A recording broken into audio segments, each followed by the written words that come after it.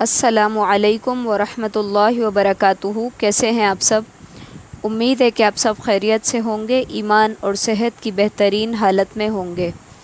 نحمدہ ونصلی علی رسولہ الکریم، اما بعد، اعوذ باللہ من الشیطان الرجیم، بسم اللہ الرحمن الرحیم۔ رب اشرح لی صدری ویسر لی امری واحلل عقدۃ من لسانی یفقہوا قولی۔ اللہم ارنا الحق حقا وارزقنا اتباعہ وارنا الباطل باطلا وارزقنا اجتنابہ۔ رب زدنی علما، آمین یا الہ العالمین۔ بسم اللہ الرحمن الرحیم۔ وَإِذَا، اور جب، ضربتم، سفر کرو تم، فی الارض، زمین میں، فلیس، تو نہیں ہے، علیکم، تم پر، جناح، کوئی گناہ، ان، کہ، تقصروا، تم قصر کرو، من الصلاۃ، نماز میں سے، ان، اگر، خفتم، خوف ہو تم کو، ان، کہ، یفتنکم، آزمائش میں ڈالیں گے تم کو، الذین، وہ لوگ، کفروا، جنہوں نے کفر کیا، ان، بے شک، الکافرین، کافر، کانوا، ہیں، لکم، تمہارے لیے، عدواً، دشمن، مبینا، واضح یا کھلے۔ اس آیت کے اندر سفر کی حالت میں نماز قصر کرنے کی اجازت دی جا رہی ہے، اور پھر یہ بھی کہا جا رہا ہے کہ ان خفتم، اگر تمہیں ڈر ہو۔ غالب احوال کے اعتبار سے ہے یہ لفظ، کیونکہ اس وقت پورا عرب جو ہے یہ دارالحرب بنا ہوا تھا، کسی طرف کا بھی سفر خطرات سے خالی نہیں تھا، تو اسی لیے یہاں پہ یہ شرط رکھی گئی۔ لیکن یہ شرط نہیں ہے کہ سفر میں خوف ہو تو قصر کی اجازت ہے، جیسا کہ قرآن مجید میں اور بھی بعض مقامات پر اس قسم کی قیدیں بیان کی گئی ہیں جو اتفاقی یعنی کہ غالب احوال کے اعتبار سے ہیں۔ مثلاً ایک جگہ فرمایا کہ لا تأکلوا الربا اضعافا مضاعفہ،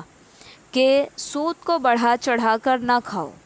پھر اسی طرح ایک جگہ یہ بھی کہا گیا کہ وَلَا تُكْرِهُوا فَتَيَاتِكُمْ عَلَى الْبِغَاءِ إِنْ أَرَدْنَ تَحَصُّنًا، کہ تم اپنی لونڈیوں کو بدکاری پر مجبور نہ کرو اگر وہ پاک دامن رہنا چاہیں۔ چونکہ وہ بچنا چاہتی تھیں، اس لیے اللہ تعالیٰ نے اسے بیان فرما دیا۔ اس کا یہ مطلب نہیں ہے کہ اگر وہ بدکاری پر آمادہ ہوں تو پھر تمہارے لیے یہ جائز ہے کہ تم ان سے بدکاری کروا لیا کرو۔ اس آیت کو دیکھتے ہوئے بعض صحابہ کے ذہن میں یہ سوال آیا کہ اب تو امن ہے، ہمیں سفر میں نماز قصر نہیں کرنی چاہیے، تو نبی صلی اللہ علیہ وسلم نے فرمایا یہ اللہ کی طرف سے تمہارے لیے صدقہ ہے، اس کے صدقے کو قبول کرو۔ پھر اسی طرح ایک بات یہ بھی ہے کہ سفر کی مسافت اور ایام تعین میں کافی اختلاف ہے، کیونکہ ذہن کے اندر سوال پیدا ہوتا ہے کہ پھر کتنے سفر کے اوپر انسان جو ہے وہ قصر نماز پڑھے۔ تو امام شوکانی رحمۃ اللہ علیہ نے 9 میل یعنی کہ 22.5 کلومیٹر والی روایت کو ترجیح دی ہے۔ اسی طرح بہت سے محقق علماء جو ہیں وہ اس بات کو ضروری قرار دیتے ہیں کہ دوران سفر میں کسی ایک مقام پر 3 یا 4 دن سے زیادہ قیام کی نیت نہ ہو، اور اگر اس سے زیادہ قیام کی نیت ہو تو پھر نماز قصر کی اجازت نہیں ہے۔ پھر مزید فرمایا کہ وَإِذَا، اور جب، كُنْتَ، ہوں آپ، فِيهِمْ، ان میں، فَأَقَمْتَ، تو کھڑی کریں یا قائم کریں، لَهُمْ، ان کے لیے، الصَّلَاةَ، نماز، فَلْتَقُمْ، تو چاہیے کہ قائم کرے، طَائِفَةٌ، ایک گروہ، منہم، ان میں سے، معک، آپ کے ساتھ، وَلْيَأْخُذُوا، اور چاہیے کہ لیے رہیں، أَسْلِحَتَهُمْ، اسلحہ اپنا، فَإِذَا پھر جب سجدو وہ سجدہ کر چکیں فَلْيَكُونُوا تو چاہیے کہ وہ ہو جائیں مِن وَرَائِكُمْ تمہارے پیچھے وَلْتَأْتِ اور چاہیے کہ آئے طَائِفَةٌ ایک گروہ اخری دوسرا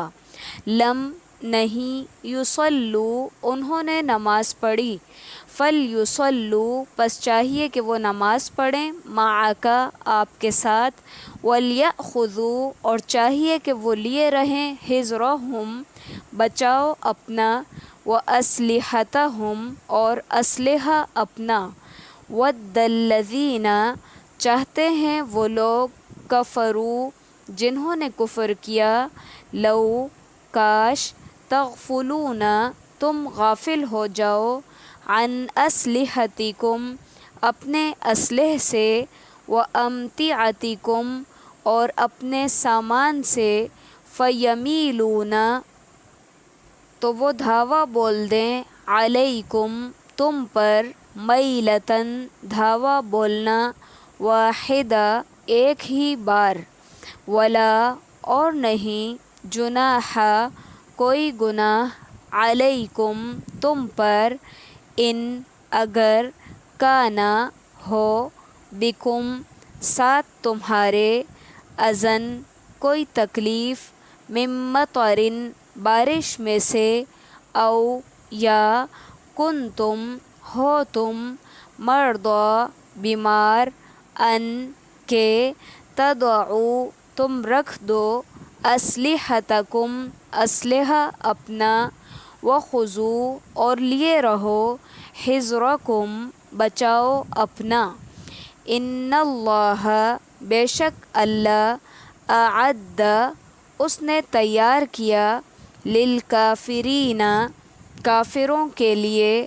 عذاباً عذاب مہینہ رسوا کن۔ اس آیت کے اندر صلاۃ الخوف کی اجازت بلکہ اس کا حکم دیا جا رہا ہے۔ صلاۃ الخوف کی معنی خوف کی نماز۔ یہ اس وقت مشروع ہے جب مسلمانوں اور کافروں کی فوجیں ایک دوسرے کے مقابل جنگ کے لیے تیار کھڑی ہوں اور ایک لمحے کی بھی غفلت مسلمانوں کے لیے خطرناک ثابت ہو سکتی ہو۔ ایسے حالات میں اگر نماز کا وقت ہو جائے تو صلاۃ الخوف پڑھنے کا حکم ہے، جس کی مختلف صورتیں حدیث میں بیان کی گئی ہیں۔ مثلاً فوج دو حصوں میں تقسیم ہو جائے اور ایک حصہ دشمن کے مقابلے کھڑا رہے تاکہ کافروں کو حملہ کرنے کی جسارت نہ ہو، اور ایک حصہ آ کر نبی صلی اللہ علیہ وسلم کے ساتھ نماز پڑھے۔ جب یہ حصہ نماز سے فارغ ہو جائے تو پہلے کی جگہ مورچہ زن ہو جائے اور مورچہ زن حصہ نماز کے لیے آ جائے۔ بعض روایات میں آتا ہے کہ آپ صلی اللہ علیہ وسلم نے دونوں حصوں کو ایک ایک رکعت نماز پڑھائی۔ اس طرح آپ صلی اللہ علیہ وسلم کی 2 رکعت اور باقی فوجیوں کی ایک ایک رکعت ہوئی۔ بعض میں آتا ہے کہ 2 رکعت پڑھائی۔ اس طرح آپ کی 4 رکعتیں اور فوجوں کی 2 رکعتیں ہوئی، اور بعض میں آتا ہے کہ 1 رکعت پڑھ کر اتحیات کی طرح بیٹھے رہے اور فوجیوں نے کھڑے ہو کر اپنے طور پر 1 رکعت اور پڑھ کر 2 رکعت پوری کی اور دشمن کے سامنے جا کر ڈٹ گئے۔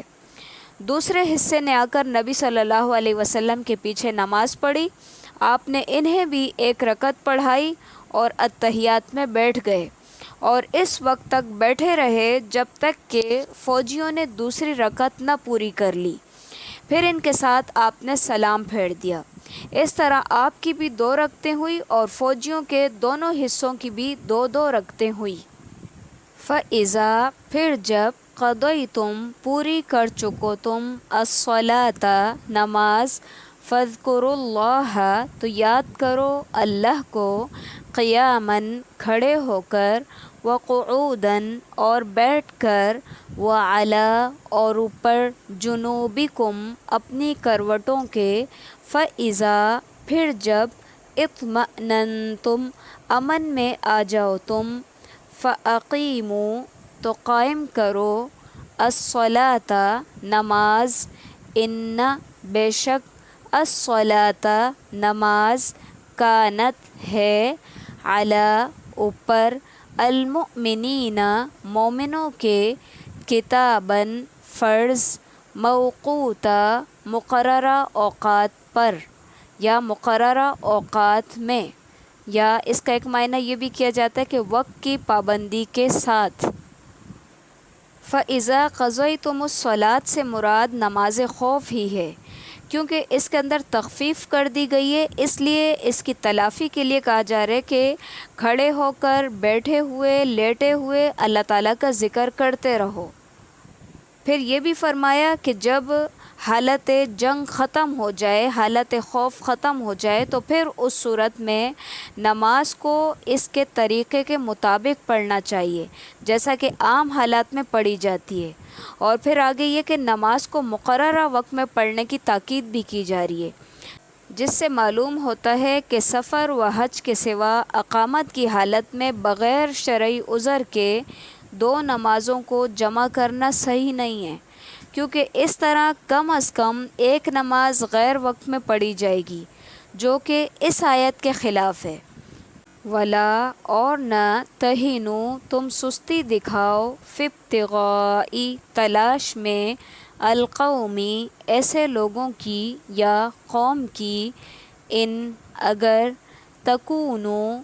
تم ہوتے ہو تعلمون بے آرام، فإنہم تو بے شک وہ یعلمون وہ بھی بے آرام ہوتے ہیں، کما جیسا کہ تعلمون تم بے آرام ہوتے ہو، وترجون اور تم امید رکھتے ہو من اللہ اللہ سے، ما لا جو نہیں یرجون وہ امید رکھتے، وکان اور ہے اللہ اللہ علیماً علم والا، حکیمہ حکمت والا۔ اب یہاں پر کہا جا رہا ہے کہ اپنے دشمن کا تعاقب کرنے میں کمزوری مت دکھاؤ، بلکہ ان کے خلاف بھرپور جد و جہد کرو اور گھات لگا کر بیٹھو۔ پھر یہ بھی کہا جا رہا ہے کہ جس طرح تمہیں زخم لگیں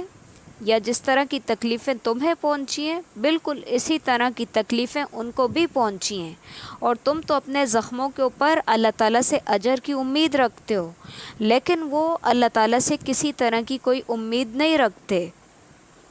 یعنی کہ اس آیت کے اندر سے مسلمانوں کو حوصلہ دیا جا رہا ہے کہ جس طرح تم اللہ تعالیٰ سے اچھائی کی امید رکھتے ہو، ثواب کی امید رکھتے ہو، اس طرح کافر لوگ اللہ تعالیٰ سے کسی طرح کی بھی کوئی امید نہیں رکھتے۔ تو یعنی پھر تم کیوں مایوس ہوگے، پھر تم کیوں دل چھوٹا کرو گے؟ تو اس لیے کہا جا رہا ہے کہ دشمن کے تعاقب سے اپنے دلوں کو تنگ نہ کرو اور نہ اس میں کسی طرح کی سستی دکھاؤ، بلکہ دشمن کا تعاقب کرو اور ان کو ان کے انجام تک پہنچاؤ۔ اسی کے ساتھ ہمارے آج کے لیسن کا اختتام ہے۔ سبحانک اللہم و بحمدک نشہد ان لا الہ الا انت نستغفرک و نتوب الیک۔ السلام علیکم ورحمۃ اللہ وبرکاتہ۔